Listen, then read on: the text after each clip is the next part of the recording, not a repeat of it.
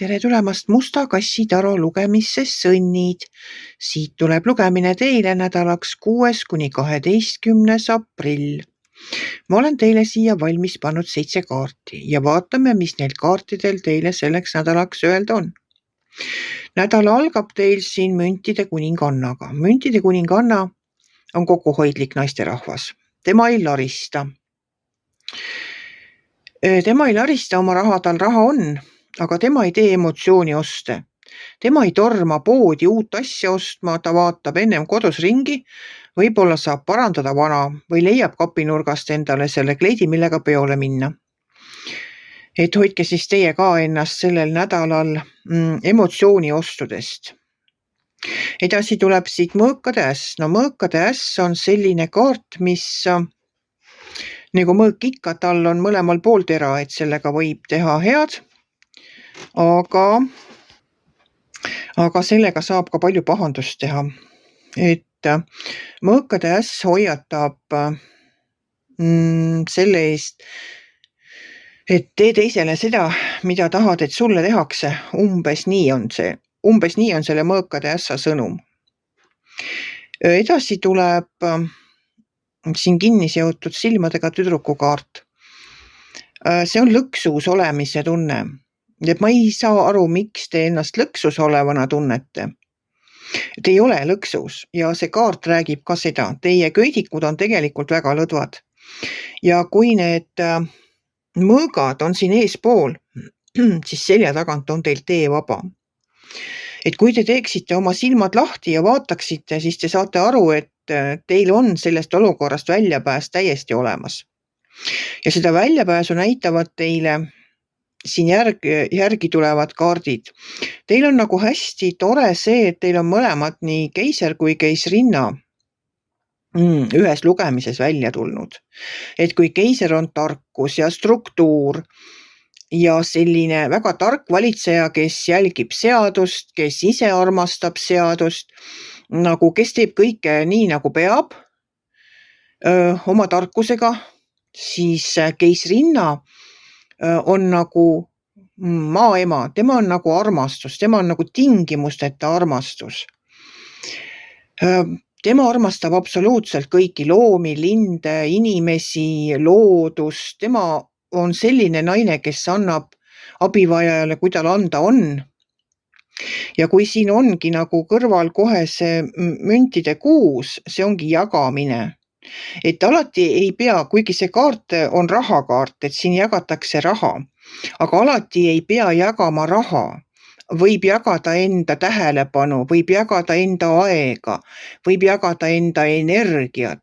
Ma ei tea, enam lund ei saa koristada naabrinaise ukse eest, aga võib-olla on kellelgi vaja abi, ma ei tea, lehtede riisumisega, võib-olla on mõnel teie sugulasel vaja seal kuskil midagi teha. Et see kaardi sõnum on see, et märgake abivajajat ja võimalusel aidake. Et võib-olla nädalavahetusel siis helistate enda eakamatele sugulastele, küsite, kas neil on äkki midagi vaja, võib-olla tahavad poest midagi, võib-olla on seal kodu juures vaja midagi teha, võib-olla on üldse vaja vaibad ära kloppida, aga nad ise enam ei ole võimelised seda vaipa vedama.